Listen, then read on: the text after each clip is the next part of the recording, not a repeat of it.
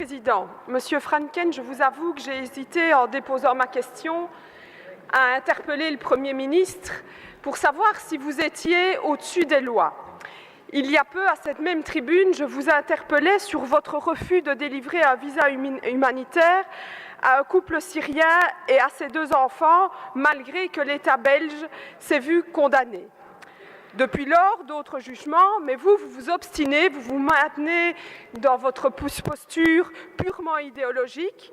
Et hier encore, la Cour d'appel a confirmé cette décision de délivrance. Ça fait donc déjà 3 fois que le gouvernement est condamné dans ce dossier. Alors, Monsieur Franken, combien de temps cela va-t-il encore durer? Ni le gouvernement, ni l'Office des étrangers, ni vous êtes au-dessus des lois.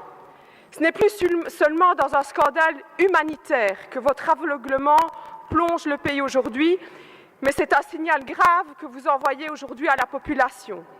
Non pas celle d'un secrétaire d'État xénophobe qui applique sans aucun discernement sa politique de repli sur soi. Non, c'est celle d'un gouvernement qui discrédite le système judiciaire, celle d'un gouvernement qui s'assoit sur 3 décisions de justice qui vont toutes dans le même sens.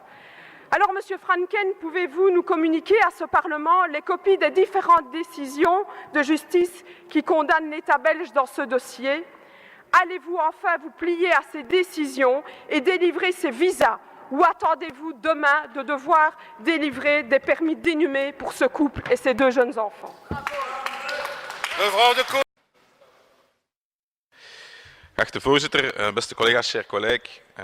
Une chambre de la Cour d'appel de Bruxelles a rendu aujourd'hui, hier, un jugement différent de celui du juge de première instance et m'a imposé une astreinte de 4 000 € par jour en cas de non-délivrance de visa à une famille syrienne. Ik zal meteen duidelijk zijn. Dat visum zal niet afgeleverd worden. Verschillende urgente redenen van algemeen belang verzetten zich daartegen. Zoals ik eerder al in deze Kamer... Madame Fernandez. Madame Fernandez. Monsieur Franken, il y a un moment où on ne parle plus de politique ici, mais c'est du respect du droit.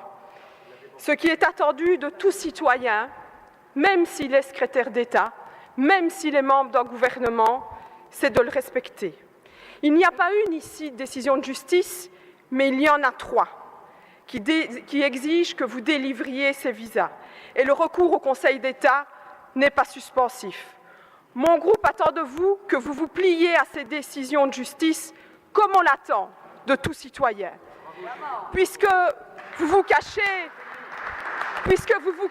derrière je ne sais quel argument juridique, c'est tout le gouvernement que vous entraînez avec vous et qui devra répondre de vos actes. Avec mon groupe, nous interpellerons tant le Premier ministre que le ministre de la Justice sur votre attitude. Monsieur Franken, dans ce dossier, le seul illégal, c'est vous. Mevrouw de Koning.